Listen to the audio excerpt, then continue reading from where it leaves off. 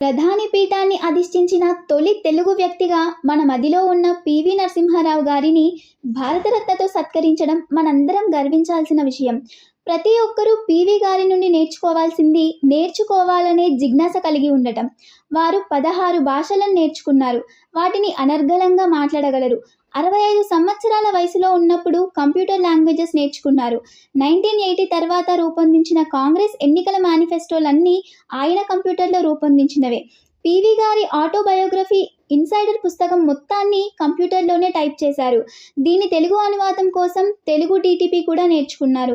82 సంవత్సరాల వయసులో ఉన్నప్పుడు తన చేతివేళ్ల సమస్యకై డాక్టర్ సాఫ్ట్ బాల్ ఇచ్చి ఎక్సర్సైజ్ చేయమంటే 2 రోజులు చేశాక ఒక మ్యూజిక్ కీబోర్డ్ తెప్పించుకొని ప్రాక్టీస్ చేస్తూ దాన్ని కూడా నేర్చుకున్నారు. జిజ్ఞాసకి వయసు అడ్డంకి కాదని, పరిస్థితులు ఎలా ఉన్నా కొత్త విషయాలను నేర్చుకోవాలనే తపన మనందరికీ స్ఫూర్తిదాయకం.